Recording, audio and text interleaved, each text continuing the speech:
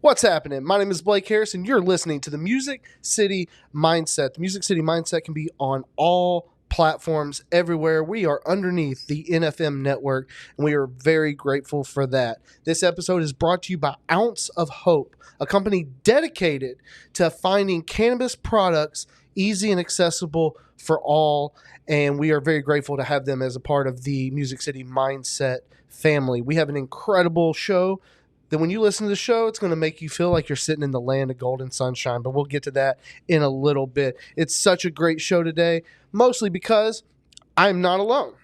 That would not be a very good show. With me in the cockpit with me, sitting shotgun across the table, even though there's not a table here, my best friend of 30 years, someone who's had art featured all around the world and probably spent just as much time on campus at TSU as I did, but he didn't even go there. Evan Butler, welcome to the show. What's happening, man? Glad to be here. Evan, we were talking the other day, and I feel like this is a conversation we should bring to the people. There was something that was said when we did our New Year's extravaganza, if you will, that somebody said that's really been sticking with me, and it really wasn't coming from someone that I thought was going to give me something that would hit like this.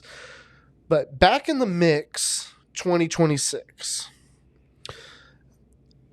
there are a lot of people out there that are making a focus that this year is the year that we are going back to doing things that make us happy. I think that coming out of a post-COVID life and reestablishing our new normal after having to establish a new normal during that, we kind of all accepted doing things that we had to do to make money, to do whatever we needed to do for our family and things like that. But it seems like collectively, even with people that I didn't know I was maybe aligned with, are going back to doing things that actually genuinely make you happy and investing back in our own selves and investing back in our happiness.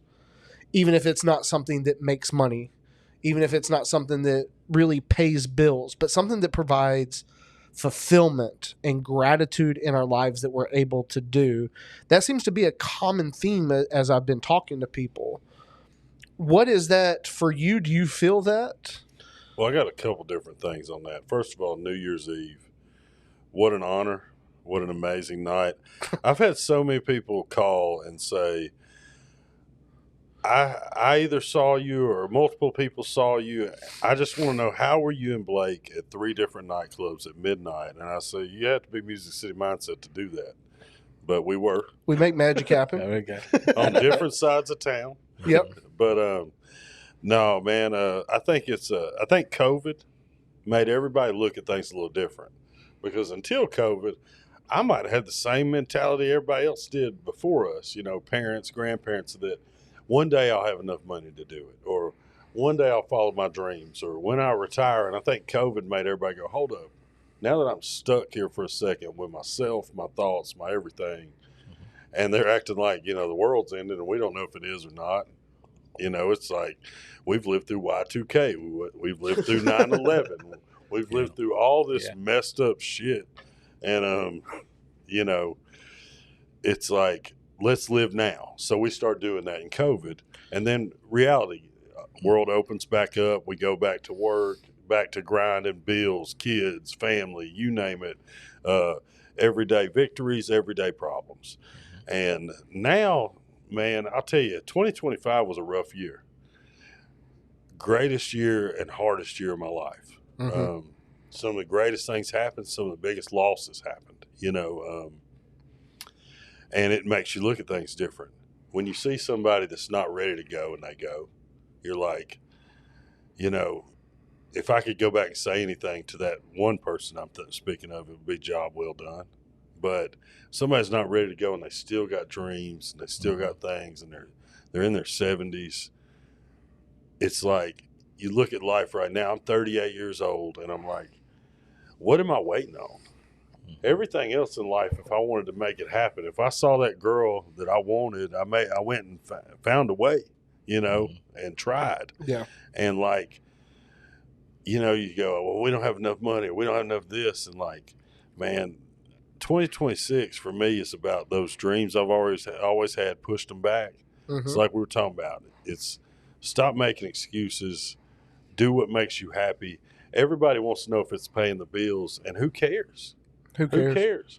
If it's not taking food out of your family's mouth, if you're not struggling because of it, do what makes you happy. And I've always tried to navigate that conversation with empathy, because people lost a lot during COVID. Yeah. But for me personally, and this is just my perspective, being able to be shut down like that was the best thing to ever happen to me. I got to actually truly find myself. And a part of finding myself was finding out what actually made me happy. And then everything backed up, opened back up. And I couldn't wait to like just get back to the grind. And then now it's like, wait, let's hold up. There was something to that. I know a lot of people lost a lot.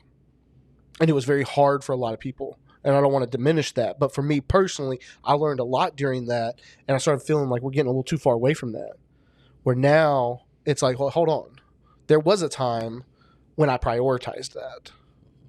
And getting back to the mix in 2026, I think is going to be really important for a lot of people. So I wanted to bring this conversation to all of our listeners and encourage you that if there's something you've been pushing off and waiting for, stop waiting. Stop waiting. Stop waiting for someone else to do something. Stop waiting for someone else to pull the trigger on something that would make your life better. Go out and do it on your own. Right. And in not a selfish way. Right. Not at the expense of my fiance or this or that. But collectively, like, I want you to do what makes you happy. I want to do what makes us happy, what makes me happy, and us together be a unit and happy, Yeah. Because I equated back to then, like me putting on these strongman competitions. I wanted someone to bring strongman to Nashville so that I could showcase what I do to the city. And no one would. And finally it was just like, fine, I'll do it. And I'm so glad I got there, which is what I'm assuming your mentality is with what you were doing. On the couch today, we are blessed with the presence of a local legend. Yeah, buddy. Someone who knows a lot about Jolton, and if you've been listening along, you know that that's where we come from. A Whites Creek Wonder Boy, a TSU legend, and then the founder of the 1912 Sporting Group, the NIL collective for the Tennessee State University. Welcome to the show, James Wade. Yeah. Thank you. Thanks, Wade. Man, I'm so glad we made this happen. Yeah, me too. I was very excited. So, North Nashville boy. Yep. Before we get too far into it, because I want to talk about what you're doing now. Okay. But you came up in North Nashville. Ended up you went to Jolton, right? Yeah, Jolton in 7th grade. Okay. And then they split the zones up, and I went to UN Park to 8th grade. Okay. And then Whites Creek afterwards. Yeah. Well, what years were you at Whites Creek? I think it was 84 to 88. Okay. Something like that. Reflect back on your time at Whites Creek. What position did you play? And did you almost go like with the zoning and everything that going through and competition committee and all of that? Like, did you almost end up going somewhere else? No, I was always Whites Creek. Okay. Whites Creek at that time was probably 5 or 6 years old. It was a very new school at the time. And when they split the UN Park group up and it went to Maplewood and Hunters Lane, as well. So those, those we end up getting like three schools out of that. So it kind of split the talent up as well. But we still have some very good teams there. I remember my freshman year, we won the city in football, second in basketball, won the city of one track. Were you a multi-sport? Yeah, I did football, basketball, and track. Okay. And mainly it's just to stay busy. You play basketball is my favorite sport. That was my number one sport. I just played football because everybody, I enjoyed the sport, and we just ran track because Coach made us run track. When you were talking about like the zoning happening at that pivotal age for you and splitting up the talent, were there kids that you grew up playing with all the way through that all of a sudden then just We're on a Yeah. different team now. Yeah, it was one of my best friends, like David Suttoth. I know you've heard of David Yeah, here in yeah, yeah. Nashville and Trevecca, Maplewood. But, we were in the 8th grade, and in Ewing Park School, we won every sport, the championship, except the girls' volleyball team came in second. Okay. And the boys, we were undefeated in everything. We was 6-0 in football, 17-0 in basketball, and we won the city in track, and we didn't lose a race. Damn. So you take that type of dominance, for that 8th grade, those 8th grade kids, and then you split them up because we were all thinking, man, we're gonna be at White Creek together, and then no, they're going to Maplewood. They're gonna open up a new school, Hunters Lane. That's gonna split off some people, and now we're kind of diluted a little bit. Still have some great teams. It all. White Creek probably got the better of the football side of it because we're probably the better football program out of those three. Maplewood's the better basketball, and then White Creek and Hunters Lane battled in track. We had state championships, and they won a couple 2 hours there, so it was still a lot of fun. I almost ended up at Whites Creek. Oh, you did? My cousins that were older than me went to Good Pasture. And at that time when they needed to figure out what school I was going to go to, it happened to be a down year in football for Whites Creek. That would have been 98, somewhere in there. Yeah. And Good Pasture won state. Yeah. And my cousin, man, he was I think he graduated with like a 4.3 GPA as a center, offensive lineman. He was a Mr. Football finalist. Okay. And they found out there was another Harris boy, so they tried to get me to come over there. But that's where I was zoned for. Yeah. Okay. So then, what position did you play in football? I was defensive back, cornerback. Okay. Played some safety, and I was backup quarterback until my senior year, and then I played quarterback. I was a starting quarterback then. So you only had 1 year of starting quarterback outside of my freshman year. Yeah, because we had freshman teams then. So, what did you get recruited to play at TSU? At TSU, I got recruited as a defensive back. Okay. They actually remember Coach Thomas, Coach Gilliam, Jesse James at the time. They were recruiting me and it was talking about quarterback. And I was like, no, I'm way too small for that. I was only 145 pounds. I was 140 when he said that. Just like I was 145 pounds when I got to TSU. So I was like, and growing up in Nashville, I already seen all the greats, 747, Brian Ransom, Stacy Greer at the time, Biggles and Renfro. I was like, I'm not even anywhere close to these guys, so that's going to be a waste. I said, if y'all bring me as a quarterback, I won't come. I'll go somewhere else. Wow. Yeah. Wow. And they brought me in as DB. And then the end of my freshman year, the last game, it was a senior. He was going to be a rising senior at quarterback, but he wasn't going to play, and he wanted to play defense, and they swapped us. You think they had the plan the whole time? I hope getting not. me in. It wasn't too smart. I was not. I'm not the quarterback makeup. Were you recruited by other schools? Mm-hmm. Yeah, I was recruited by MTSU, Vanderbilt, UT, Merge State, a lot of the OVC schools, and I at that time had David Sattler. If you heard of David, Dave was on our team, so I got to tag along with him on a lot of these visits because they knew we were best friends. So it was like, hey, we get Wade, David to come. And a quick story about David. We went up to it was Auburn UT game. Coaches took us up there, and they offered David a scholarship. And he said, well, what about Jimmy? And it's like, no, we're just for you, So he can come as a preferred walk-on. Dave says, well, I'm not coming. Dang. And we're gonna sign. We signed at Tennessee State that Tuesday. Wow. He's a good kid. He's SEC running back all day, and wow. And a lot of people didn't know that, man. I was like, dude, are you crazy? That's love, though, man. And he's like, nah, you my boy, man. We gonna do this together. So let's go to TSU and make it happen. And we did. Now that had to mean a lot. It did. Do you think that conversation happens that way if y'all would have ended up still playing high school together? What do you mean?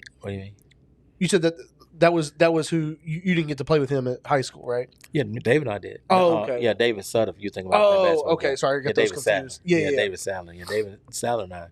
Yeah, we Oh, you played together there. Okay. Yeah, we met David at 8th grade at Ewing Park, and we were probably best friends from that day on, man. That's wild to do that. 6'3", 225, 440. Tailback. So had some bargaining chips. Yeah. Who was the head coach there? The first year it was Doris Armstrong, okay, and then Richard Kirk came for my 11th and 12th grade year. Gotcha. Because then when they closed, I think they closed East, and then he came over. And then when you went to stay Gilliam, it was the first year was Bill Thomas. Oh, and then they fired him after my freshman year, and then Coach Gillum had me after that redshirt freshman for 4 years. Gotcha. Yeah.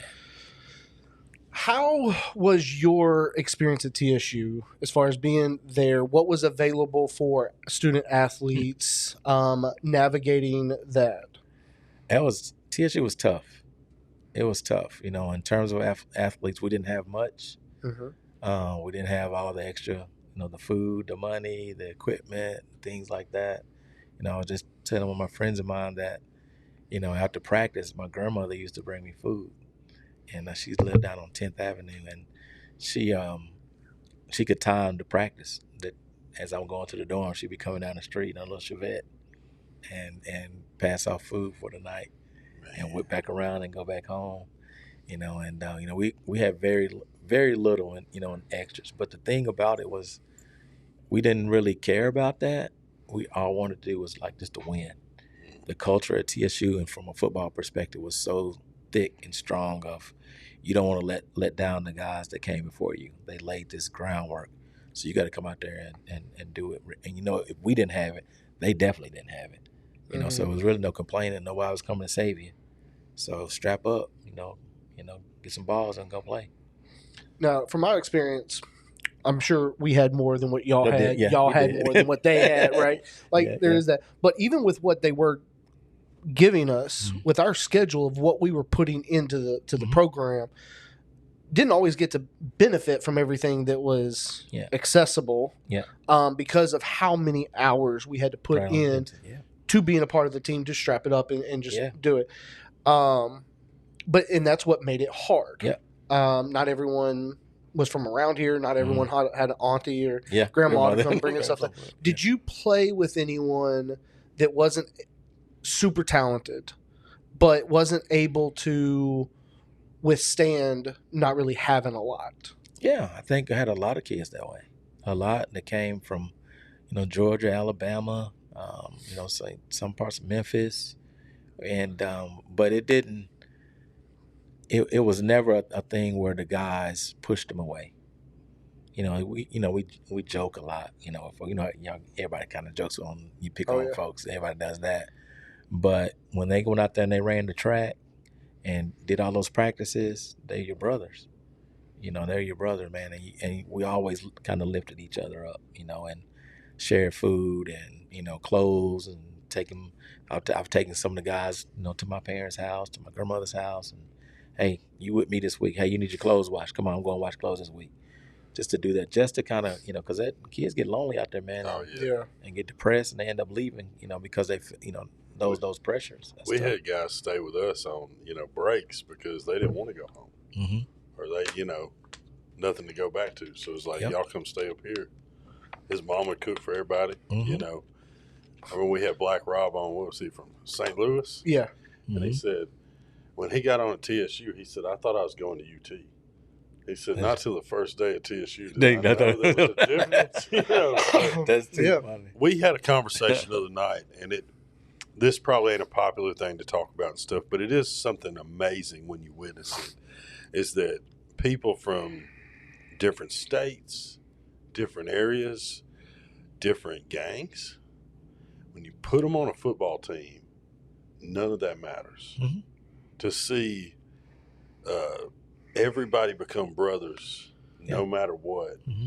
was amazing as an outsider to watch. Mm-hmm. That people that normally would have never gotten along had you put them together in any other circumstance, mm-hmm. now have each other's back 100%. And I don't know that there's anything else I've seen. This is what we were talking about, that has that kind of camaraderie, as a team. I think that's what he misses. That's what you miss when you played. Like, I miss the basketball court, but there is something about those trips, those locker rooms, those hotel rooms. Yeah, you can't underestimate that, the power of that. I think football is the greatest team sport that there is out there, and you just think about that. We come out there as 17 and 18-year-old kids, and we leave 22, 23, and we've grown up together. Yeah. And those relationships don't go away. I didn't play with Blake, but I know Blake is at Tennessee State, and me and Blake maybe 2 or 3 years ago we kind of met. Mm-hmm. I feel like I've been knowing Blake the whole time. Right. I mean, it's a fraternity. I know we got a shared bond here. Mm-hmm. So if he ever calls me, needs something, I got him. I don't know about you. When I roll on the campus, like I said, I didn't even go there. Yeah. But when I'm back on campus, I feel at home. Yeah. I feel like I'm where I'm supposed to be. Yeah. Yeah. I don't think too many people not enough people are blessed to be forced to be a part of something where there is something bigger than themselves. Mm-hmm. A fraternity, a gang, a religion, but something about that team. Yep. Everything else in life you kind of choose. You pick your fraternity. You depending on where you grew up, you pick what kind of church you want to go to, things like that. But and you usually pick those things based on your similarities with the people around you. Yep. Football team is one of those where you can't really pick that. Nope. You can't pick and choose or be a part of this team or this team just because, based on who's around there. And it is such an ecosystem of such different types of people. Yep. That it just changed. I didn't know it at the time, but it ended up being the best decision I ever made. It changes how I even talk to people today based on my exposure to all of that then, and learning how to navigate that ecosystem of the locker room, which I think is unique to any other sport. It's crazy. It's 105 egos in there. Mm-hmm. yeah. Every kind of person, every kind of personality. Yeah. And every single one of them's like, no, you ain't got me. Yeah. But we got to somehow work together. Yeah. People in the music industry, I've heard a lot of talk about in today's world with the convenience of technology, getting a drummer and a guitar to show up at the same time, to be on time, to then be on the same page and this is the song we're recording, this is how I want you to play it, is really, really hard. Right. And that's a band of 8 people total, and it's man, try being a part of a team with 100 people trying to be on the same page and show up at the same time, put in the same amount of effort, and to be, I don't know, it's a weird thing. I'm interested how you talk about it, because it's on the field, I wanted to be selfish enough to be I know who I am and I know what I can do, but selfless enough to play my role and do my job. Yeah. Yeah. And I was as a quarterback, after my redshirt freshman year, after they moved me to quarterback. We had 2 seniors. I was a redshirt freshman. They recruited 6 freshmen QBs. We had 9 quarterbacks. 9. That's so many quarterbacks in camp. And I'm looking around. I'm the smallest. I'm not the fastest. I can't throw as far as in the 6 that they brought in. Definitely not the 2 that's starting. And I was just like, man, this is an uphill battle. And then once Chauncey Hines and Ben Brown graduated, it was 6 of us battling for one spot. And I recall going in and talking to Coach Gillum and asking him, hey man, what do I need to do to play? And he says, hey, I can't tell you that. I can't tell you what to do to play. You're gonna have to figure it out what's gonna put you on the field and keep you on the field. And I walked back to my dorm like, I don't know what that means. Right. What does that mean? I'm looking at this, like you said, I'm Nashville kid, very successful in high school. I don't want to ride the bench at home. All my friends are here, my family's here. And as we started practicing, I had to figure out, hey, I'm pretty smart. I can read defenses. So I spent a lot of time with Robert Ryan when he was here. That was his first. Actually, that was his first college job. Robert and Rex Ryan. That was his first job, and I would just stay with him, and he would teach me defenses. So when I got out there on the field, and I see what defense you're in, I kind of knew what the weak areas were, so I can process things a lot faster. And that's what actually put me ahead of those guys. They were still better athletes. They were better. They were actually quarterbacks, and I think what helped is that the other players knew that. Says there's no way Wade should be playing in front of these three. But they saw the work that I was putting in, so it made it easier then for to like, all right, we can follow him.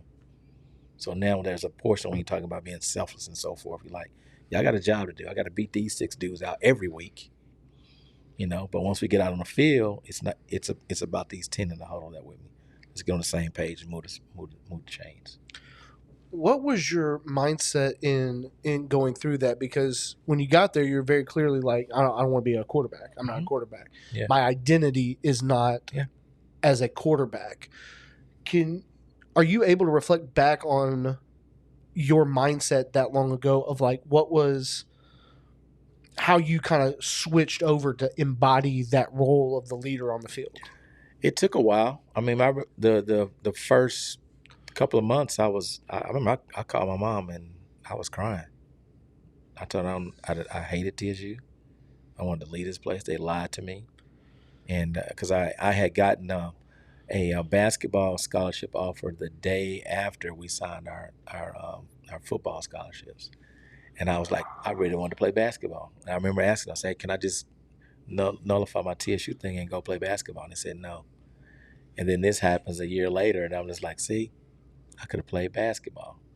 So it took me a while to kind of get over it. And once Coach Gilliam got there, I just knew he was going to be like, oh, he's too small. Because he's like, but when he got there, he's like, we only have 3 quarterbacks. So he was like, I got to get through the spring.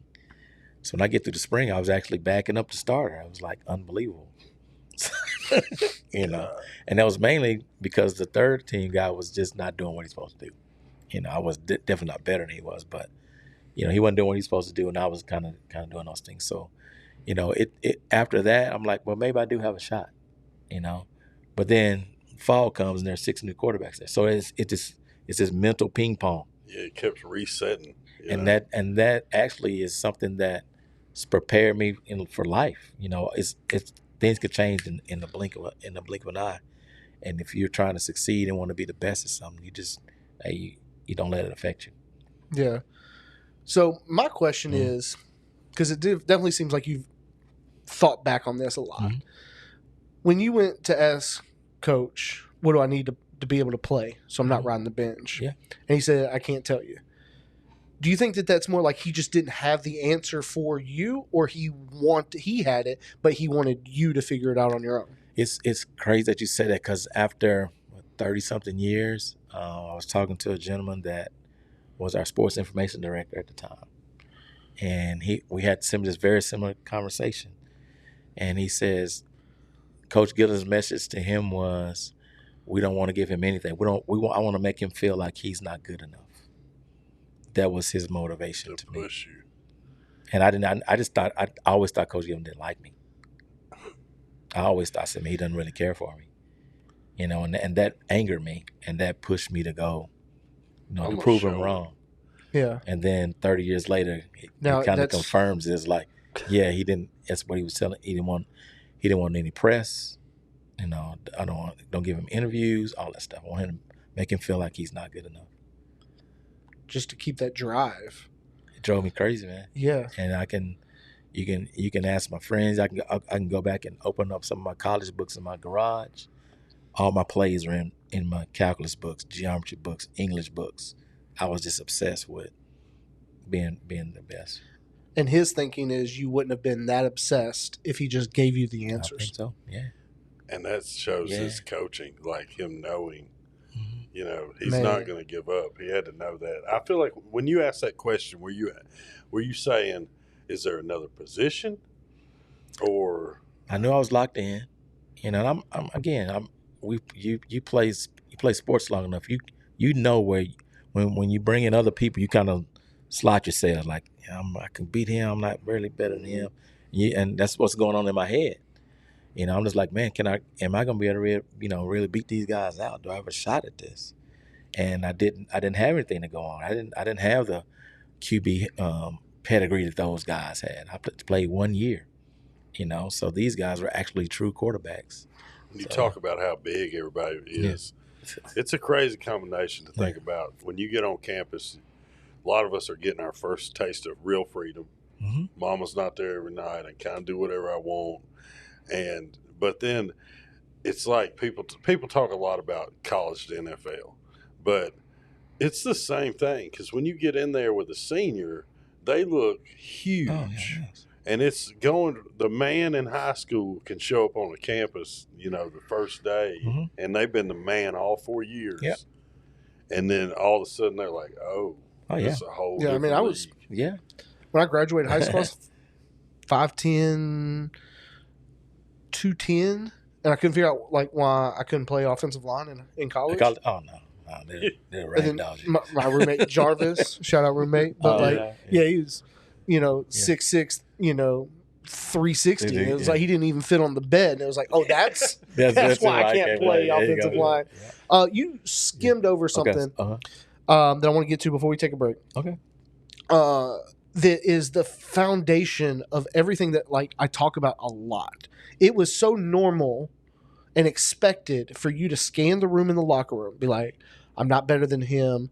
I think I can outwork him.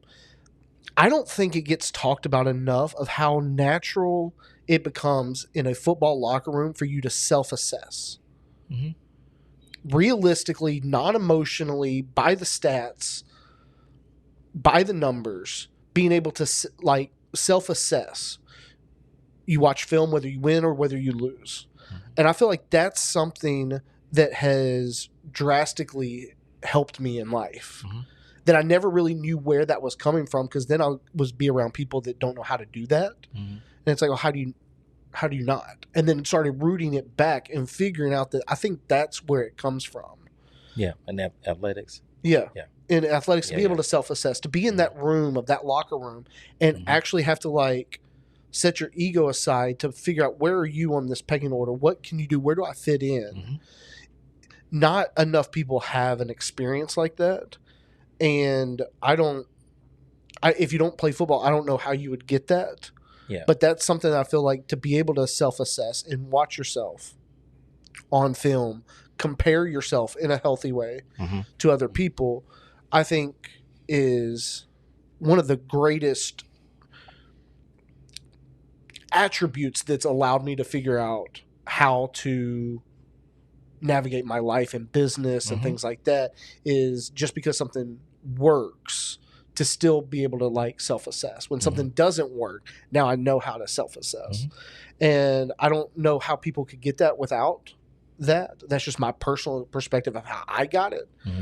But the way you said it was just so natural. Of course, I'm looking at him, I'm comparing myself. That was so natural for you to say that didn't even, you didn't even say it like it's going to be a big deal. That's just what you had to do. But I think that's so pivotal for athletes to understand of how to hold on to that. I think I was playing sports, from the time I was 6 years old. Yeah. And we had cuts, and cuts hurt. Yeah. And I think that helps that mindset. Is when you go out there and there's 50 kids and there's, going out for basketball and there's only 12 spots. So you get it. I've been in that mode for so long. At that point, 12 years. There was always a cut that year. So you're always trying to figure it out. And then you think, when we were growing up, there was no social media. It was always word of mouth. So-and-so over in East Nashville, he does this. So, and then you does he really? And then, and that's kind of how you went about it. Now you can just get on and see everybody's stats or whatever on X or whatever and see what they're doing. But I think just that competition of trying out for a team, not making the team, and for the limited sets, and if you didn't make it, you had to come out next year. And I think we've kind of moved away from that, in the present time. you just made me think of something. It goes way back. Mm-hmm. Same topic though. It's like, my kids, they're in school and everybody gets to play. Not necessarily the cuts, but like they're in elementary school, so like, but on the playground even. And so like, it just made me think about it. It goes all the way back to like YMCA, Boys and Girls Club at the park. Like when you're standing there picking teams, and there's 11, and somebody, whatever, like, and you wanted everybody to know, like, hey, I can go. Yeah. I want you to pick me. Yeah. I mean, even pickup games. I mean, winner takes ball. That's it. So I think we all grew up in a time frame where like that was celebrated. Yeah.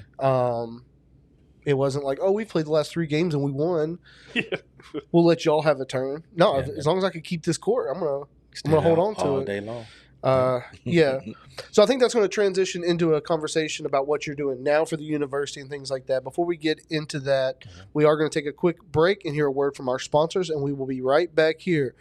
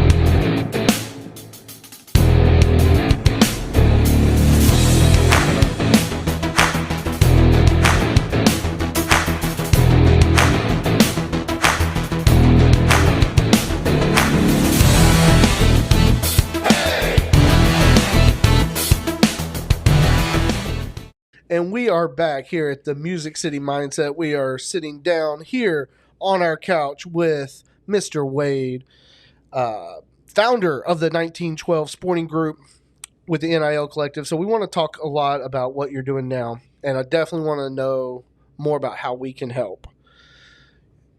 I only knew you as a quarterback. It wasn't until the Guidance House meetup that I even heard you talking about the fact that that's not what you came to TSU to do. You're talking about word of mouth. You played before social media, so I didn't know that part of your story, and that was kind of interesting to see that someone who, because I mean, as far as I remember, you're like 4th passing yards. Yeah, I left it. I was 3rd when I left. I think I dropped down 1. Top 5 of all-time passing yards for TSU. So you've always been in that conversation as an all-time great quarterback. Coming out of high school, I had to change from offensive line, like I was talking about, to playing fullback. Now, pulling guard and a wing T wasn't that much different than lining up in the backfield and doing the same thing. Yeah. But I felt like I had to do that because I didn't have the size and the abilities and things like that it was like a bad thing that I had to change positions. But then as I've talked about it, there's been a lot of people that have done that, even some of the greats. So obviously you finished off your career as one of the best. I mean, you didn't even really do, I guess, that much freshman year, and then still put up top 3 numbers, which is incredible to think about. Moving away from TSU, what did you study and what did you want to do after school? Yeah, I was a computer science major. Okay. So I definitely wanted to be in computers at the time. I was interning at Vanderbilt Hospital during the summer times while I was in college through a program called Inroads and doing programming. And then once I graduated, Vandy hired me on as full time, doing like a network technician, and it was going from mainframe and coax over to twisted pair and fiber, type What world. year was this? This was 1992 when I graduated. Because I was going to say, I don't think we had a computer in the house till like 98, 99. Yeah, it was right at that Visionary. time. Yeah.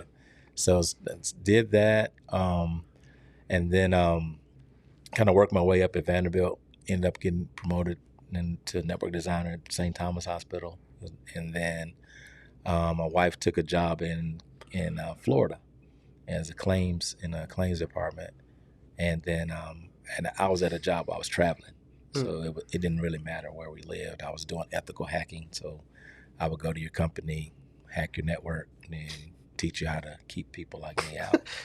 So basically, you would hack in and then tell people how they would hire me to do that. So then I would train them on how to keep us out, and then I. That's fascinating to me. The term ethical hacking, I've never heard before. I love that. I hadn't either. Yeah, you hired me, so I didn't. Hey, we're going to hire you. Can you break in? Okay, sign a contract. And you go do it. That's awesome. So their thinking is, if you could hack into it, you know how to keep other people from hacking I into can it. find their weak areas and do that. Kind of like how Vegas hires the gambling sharks to spot. You just said something that was the exact same phrasing as something you said in the first segment. Finding the weak points. Mm-hmm. And you said that was what gave you the ability to get the position at quarterback, is your ability to assess the defense and know where the weak points are. Yeah. Is there any correlation into those two industries of what we're talking about? There is. I mean, when you look at it from the athletic perspective, of course, when you're competing, even from a team perspective, you want to find out. Your computer's got a weak defense. Yeah. I'm throwing it right there. You don't have the right antivirus on here. You got weak passwords or no passwords, or you got your passwords on the bottom of your keyboards. Everybody written them on the post. He's also top 5 hackers. Yeah. That's wild. That's a good one, though. I like that. Put that in the bio. Yeah. But they're definitely the same. Yeah. That's interesting. I would have never made a correlation between those two without that. Yeah. Well, we were talking about earlier, like his degree, he wanted to do audio engineering and stuff because of football. He couldn't do media. So he had to swap over to athletic science. Man, I changed major so much, but I originally wanted to do audio engineering, but in order to do that, especially with like the more senior classes, you had to be there for nighttime weekend performances. And you just that's not gonna happen. Couldn't do that. You couldn't do anything like I get them mixed up. Meteorology. Like weather. Stuff like that. Like there was it wasn't a long list, but there was a list of things that as a football player where they wanted you, like where you couldn't go because your time frame and availability did not do that. So sounds like you did pretty good for yourself, off the field. Yeah. So now we're in a NIL world. I think it's a good thing. I've been saying that players need to be paid for a long time. How did 1912 Sporting Group start, and why were you the one that finally stepped up and said, this is what we need to do for the players? Great question. This was the weekend when Coach Barlow had a mixer. I think it was he had just been hired, and they had a mixer at a club here in Nashville, and invited a lot of football players out. And the previous coaching staff really, those 3 or 4 years, kind of, I would say shut the former players out, but we really wasn't. I don't say welcome, but it was weird. It was weird. Coach Barlow comes in, opens his arms up, and it's like, hey, he needs everybody on board. Got his vision. Guy wants to be here. He has, track record and so forth. And you sitting there talking to him like, hey man, this guy might be the guy we can get behind. And as we sitting there talking, I was basically voluntold that, hey, wait, I think you should be the guy to start the collective and start the NIL. At the time, none of us really knew much about it at all. And I was like, man, I have a full-time job. I don't know if I can really do this. Don't even live here. Yeah. And that's far, I live in Florida, but the guy was like, no, you do it. We'll get behind you. and some of the guys, these are some of the older guys and some of the younger guys too. So I was like, all right, I'll do it. I'll get it together. So I went out and, got registered, all the businesses registered and so forth, and had crash courses on NIL, and I've been flying around and doing calls with other NIL collectives, learning what they do, see how it works. When I got certified, NIL certification, and then started immersing myself into the program. Just asking questions. In the athletic department, working with the coaches, trying to figure out what our needs are. What do we think in terms of money to get a certain championship level team in, and we just been going at it. I put a group of about 14 people together that I trusted, that I knew that would hold me accountable, and that love TSU for one, and they helped me on marketing and the finances and sponsorships, financial literacy with the student athletes and so forth. And we're just going hard. We got a number. We looked at some stats that were out there for, let's say, North Dakota State. They did revenue sharing, and they were sharing about $500,000 with the athletes. The number one team in the country, Tennessee Tech, they were doing about $318,000 in revenue sharing. So it's like, hey, we probably need to be somewhere in that range, between $300,000 and $500,000 to kind of get going. And so and mainly is more so to retain the talent. Mm-hmm. We're not big where we can go out and we send these kids to jump in the portal. They're starting at a P4 school and go to another P4 school for millions of dollars. We're not there. We're not even trying to compete into that level. But we're mainly because we're getting the guys that come in that are hungry, that want to play football. Some of them did not have the chance, but they can play. Our staff takes the time to develop them and so forth. We want to keep those guys. So that's been our main focus. And we want to attract some in where we can, which we have for this next this cycle that we're in now, that we're bringing in. And it's just been exciting. It's a little bit frustrating too, because we've lost kids that we made offers to, and they took bigger offers. So it is what it is. Especially you coming from the generation where you come from that had less than what I had. Yeah, they didn't play on the Titans field. Yeah, exactly. Yeah, and then now you're putting in you're the one putting together this NIL collective to give them as much as possible, and then to still lose that, I'm sure there's a lot of frustration you deal with. Yeah, it is. Because some of it I get, because there's some kids I believe that will go to the next level and make a difference. I know we got one or two that left, but there's other kids that I just think they got bad advice, and then they're leaving, and they really haven't proven themselves on this level. Yeah.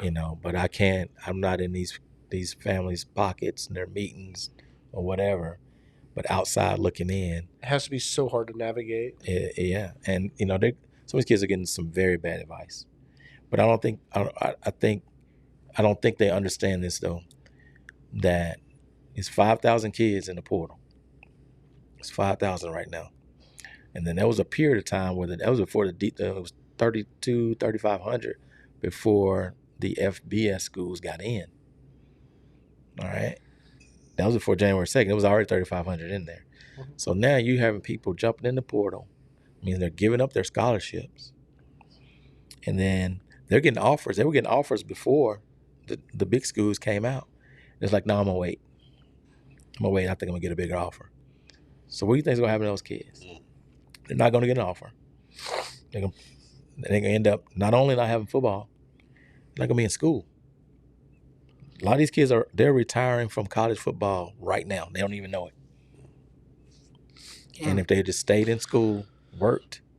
Sounds like Oprah needs to come up off of it. I'll say it. Yeah, but we got a lot out there. We got a lot of people in our community. I mean, she ain't the only one, but I'm just saying. Yeah. This goes back to our conversation with Pete Cordelli. Is make the grade. Before you make a decision, think about, like you said, not only are you retiring from football, but you're not in school. Mm-hmm. Get the degree. Yeah. If you go to the league, great, but get that degree. Yeah. Well, You know? Yeah. I think the way the NIL happened, like I said, I've been advocating for this to happen for a long time, but it happened so much so fast. That's it.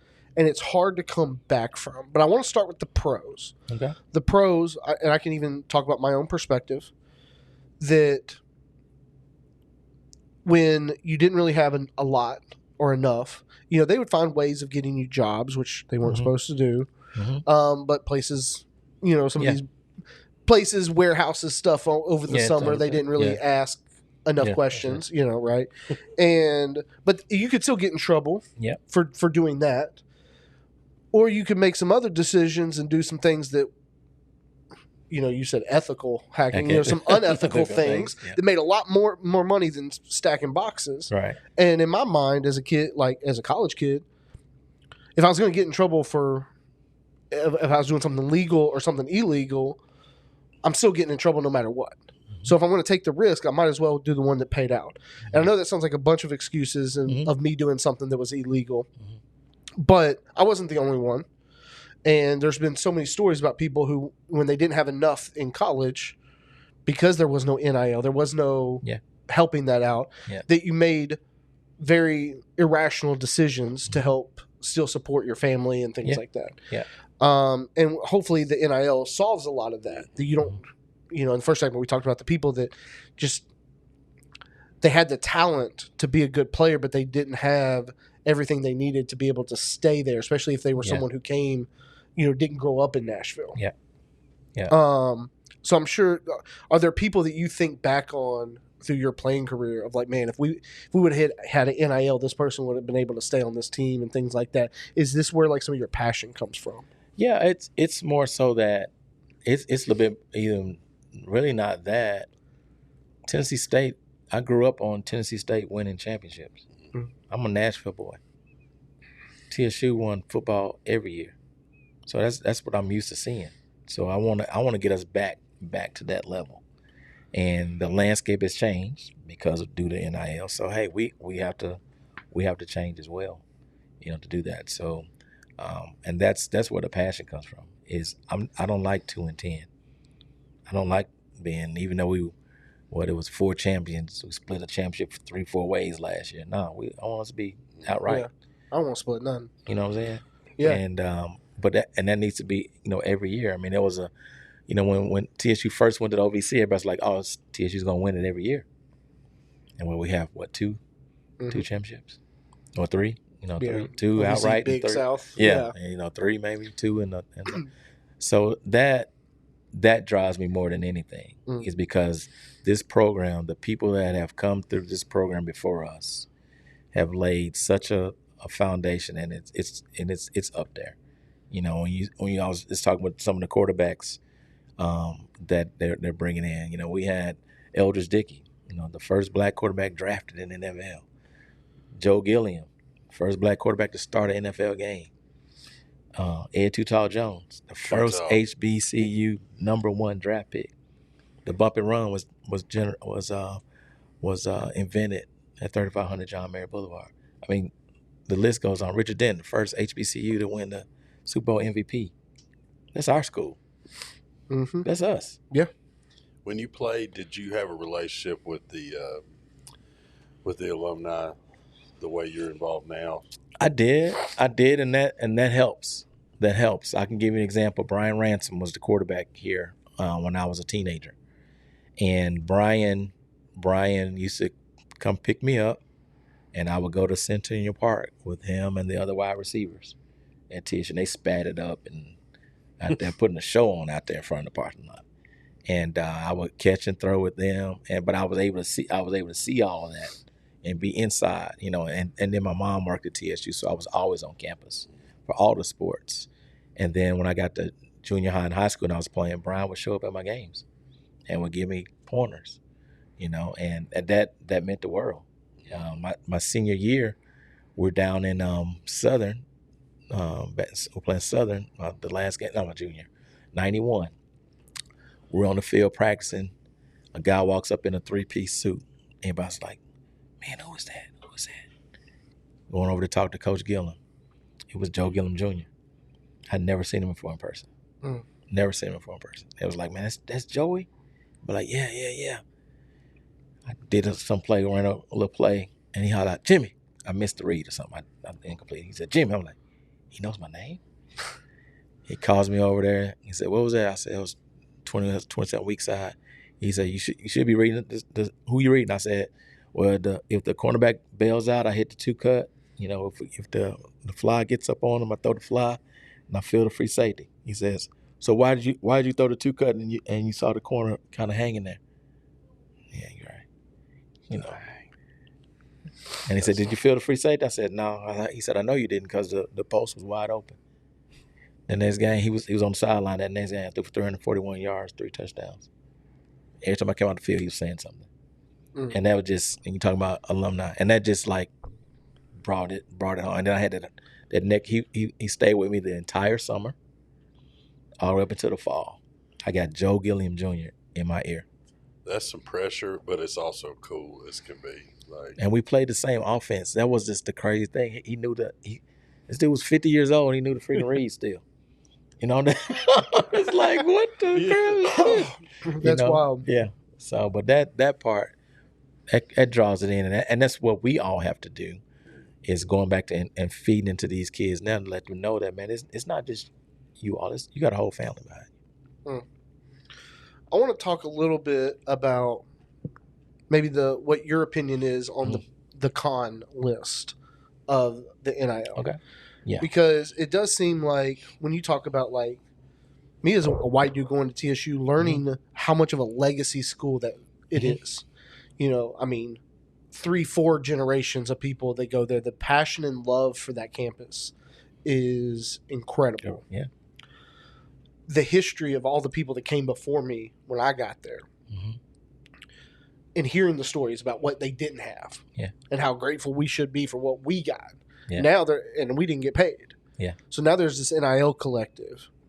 Do you see any of that hunger that you had to have because it was just the environment that you came up in?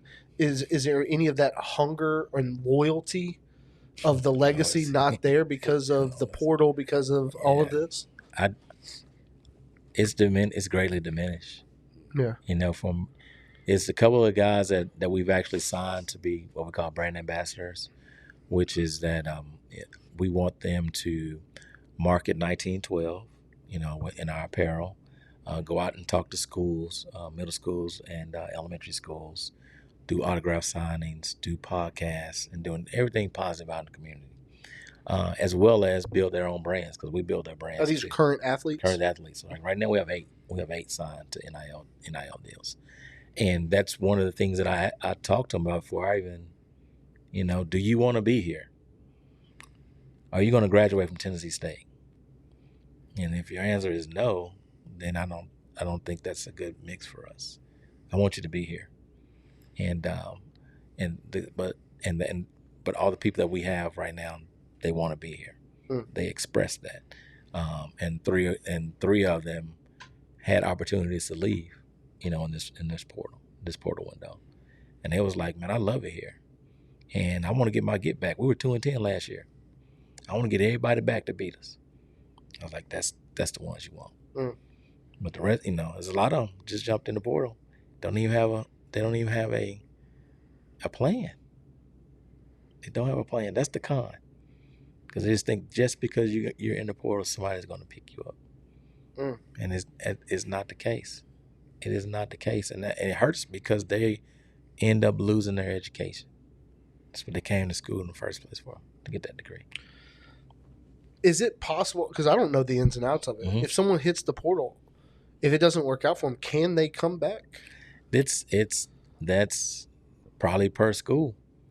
You know, you do give up your scholarship, you know, when you go into the portal, and then the school would have to accept you back on the team. But, you know, from what I've been seeing, that's very few and far between.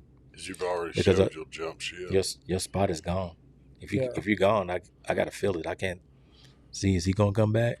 Because so if we look at a scholarship like a contract, it's kind of what it is. Yeah. No kind about it. Yeah. So if a player wants to explore options and jump into the portal, you basically void out your contract. Yeah. So coming back, you would have to actually be like fully accepted with a new contract, essentially. Basically. Yeah. Okay. You might even have to pay your way to school if they don't have more scholarships. Like he said, there's 5,000, and you're just a number. And if you're going to jump in, you might, and then and it's even on the school side. Let's say we take someone from the portal, and they don't work out for whatever reason.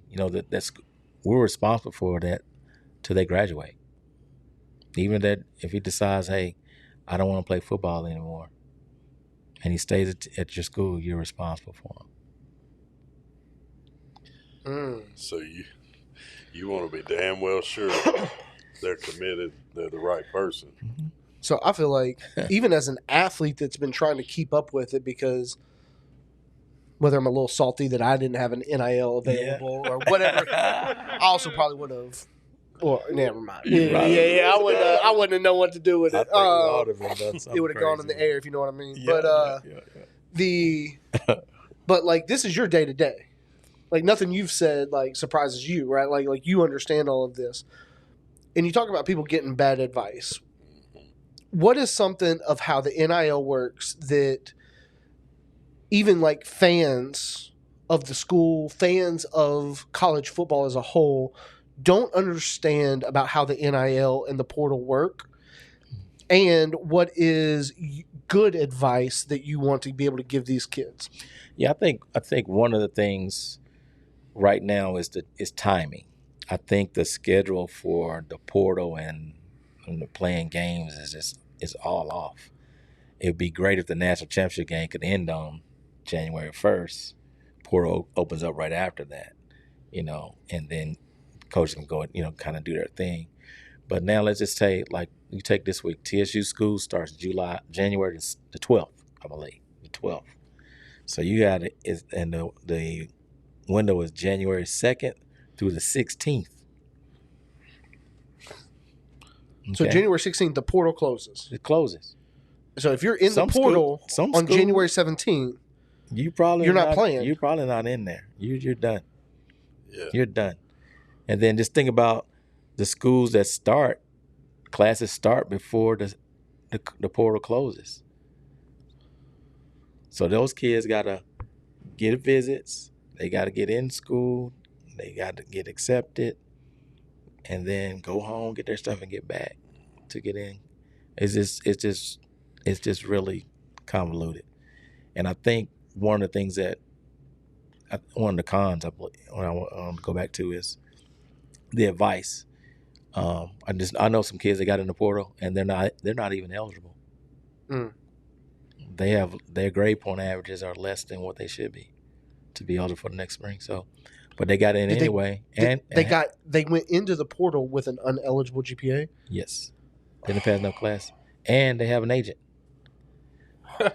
So an agent signs a kid. That agent's getting paid. And this is the crazy part. On the level that we're at, there's no $1 million contracts. Right. There's no, they talking about the quarterbacks now in $4 to $5 million for a quarterback on the P4 level. Yeah. On this level, it's not that. It's not. It might not be 100,000. Might not be 50. It might not be 20. So I'm gonna leave school. Let's just go back again. I have very little statistics. My GPA is funny. I'm gonna sign with an agent. I'm gonna get in the portal for $10,000. An agent's gonna take agents are taking anywhere from 5 to 20% now. You can't even buy a car. So you're gonna give all up just for that little bit of money? So that means the advice that I try to give these parents: don't chase this little bit of money. Because now you're gonna go chase this money. Yeah, I'll pay you $10,000, and you love football, but now you're on the bench. We got an example: a guy left Tennessee State last year, went to a ACC school. If you stayed at TSU, probably would have been, leading receiver. 3 catches. Was that money worth it? That's where being young. Was it worth it? Hell no. It wouldn't have been for me. God. Because I want to play. Yeah. I want to play. I mean, I'm going to catch some flack for this, but even $1 million, once you've paid taxes, everything, that's not a lot of money in today's time. Yeah. Let's take on maybe $400,000 to $500,000, depending on what you're doing. Mm-hmm. So it's bad advice, from the agents. Parents need to be educated. The kid needs to be educated. And it just, and that's just look into and, that. and I mean, I don't lose sleep at this, but I just started thinking like, man, because I basically had a coach tell me I wasn't going to play, Mm-hmm. and like you said, you just want to play. Yeah. So I transferred for a year. Mm-hmm. Got in more trouble. Ended up not even playing, but neither here nor there. But if TSU would have told me I was getting 10 stacks to ride the bench, I mean, yeah, I wouldn't have gone anywhere. I would have probably focused more on my degree. Yeah. Probably would have never started trapping. Like, yeah. like, Yeah. But I think the kids, they think they deserve it.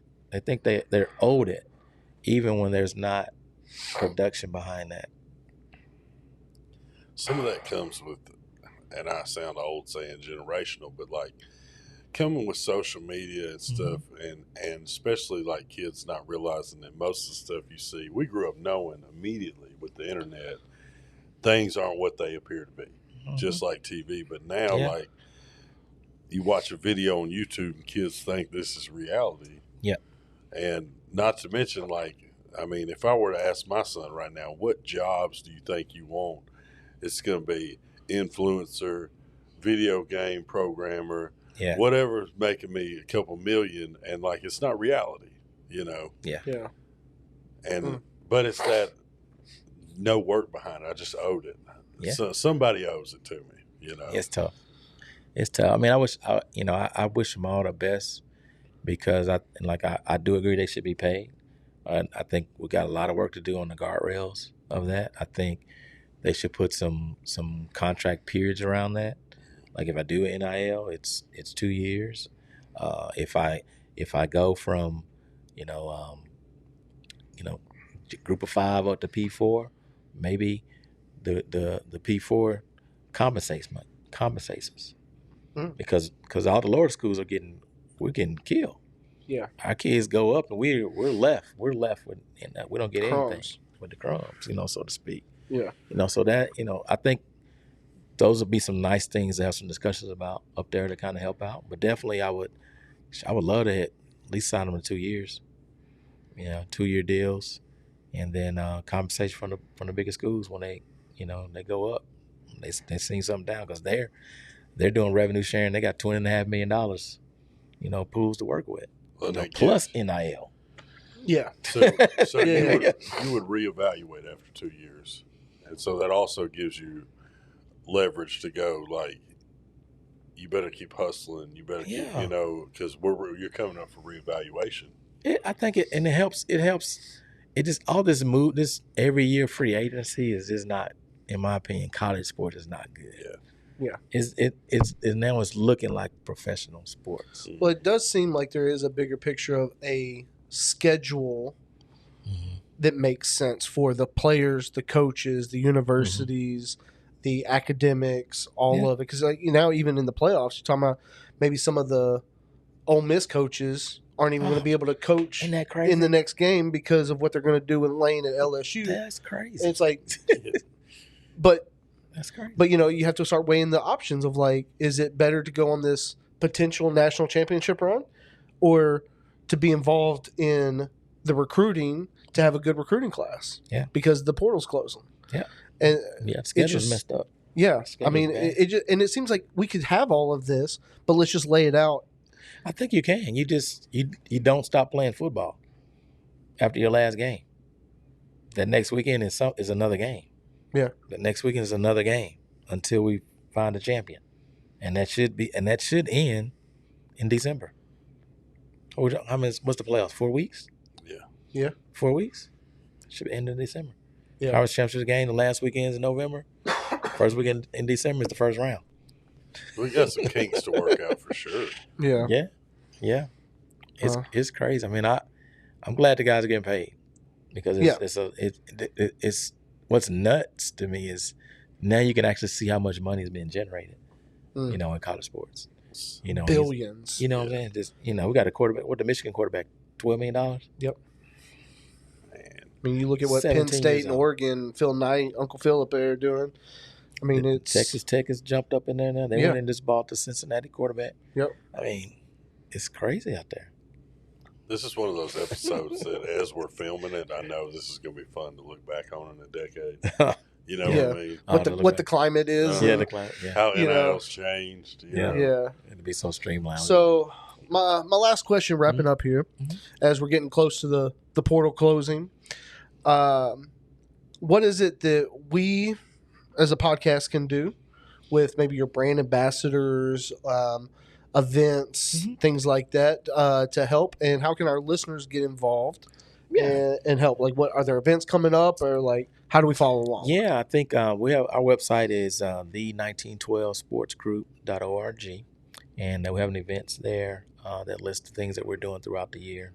We have a brunch coming up in March, which is a fundraiser. And from a podcast perspective, part of the contracts that we're writing for our brand ambassadors is to do a couple of podcasts. We're doing that because, one, we want to tie the community back into TSU. Okay, if you've been to any of the TSU games, outside of homecoming in the first game, we're 4,000 people. That place should be packed. Wherever we play, it should be packed.